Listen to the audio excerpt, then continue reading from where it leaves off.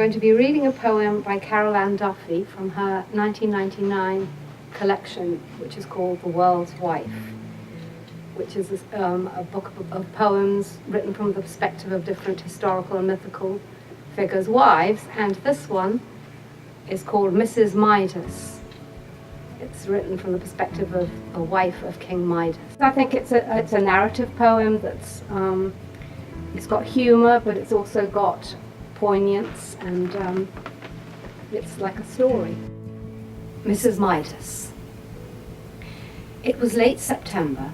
I'd just poured a glass of wine, begun to unwind while the vegetables cooked.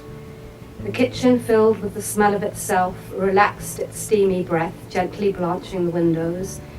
So I opened one, then with my fingers wiped the other's glass like a brow. He was standing under the pear tree, snapping a twig. Now the garden was long and the visibility poor, the way the dark of the ground seems to drink the light of the sky, but that twig in his hand was gold. And then he plucked a pear from a branch. We grew fondant de Tom, and it sat in his palm like a light bulb, on. I thought to myself, is he putting fairy lights in the tree? He came into the house. The doorknobs gleamed. He drew the blinds. You know the mind. I thought of the field of the cloth of gold and of Miss Macready. He sat in that chair like a king on a burnished throne. The look on his face was strange, wild, vain.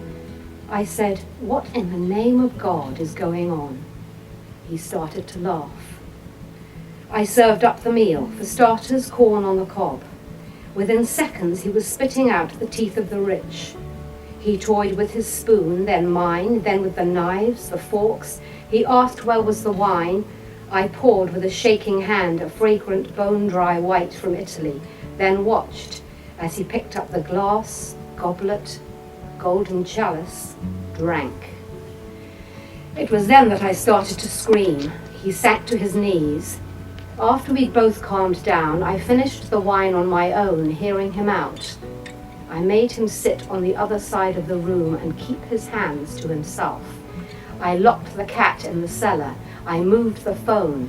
The toilet I didn't mind. I couldn't believe my ears. How he'd had a wish. Look, we all have wishes granted. But who has wishes granted? Him. Do you know about gold? It feeds no one. Aurum, soft, untarnishable, slakes no thirst. He tried to light a cigarette. I gazed entranced as the blue flame played on its luteous stem. At least, I said, you'll be able to give up smoking for good. Separate beds. In fact, I put a chair against my door, near petrified. He was below, turning the spare room into the tomb of Tutankhamun. You see, we were passionate then in those halcyon days, unwrapping each other rapidly like presents, fast food. But now I feared his honeyed embrace, the kiss that would turn my lips to a work of art. And who, when it comes to the crunch, can live with a heart of gold? That night I dreamt I bore his child, its perfect ore limbs, its little tongue like a precious latch, its amber eyes holding their pupils like flies. My dream milk burned in my breasts. I woke to the streaming sun. So he had to move out. We'd a caravan in the wilds in a glade of its own. I drove him up under the cover of dark. He sat in the back. And then I came home, the woman who married the fool who wished for gold. At first I visited odd times, parking the car a good way off, then walking. You knew you were getting close. Golden trout on the grass. One day a hare hung from a larch, a beautiful lemon mistake. And then his footprints glistening next to the river's path. He was thin, delirious. Hearing, he said, the music of Pan from the woods. Listen. That was the last straw. What gets me now is not the idiocy or greed, but lack of thought for me. Pure selfishness. I sold the contents of the house and came down here.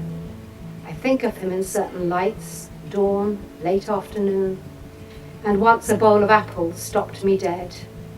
I miss most, even now, his hands, his warm hands on my skin, his touch.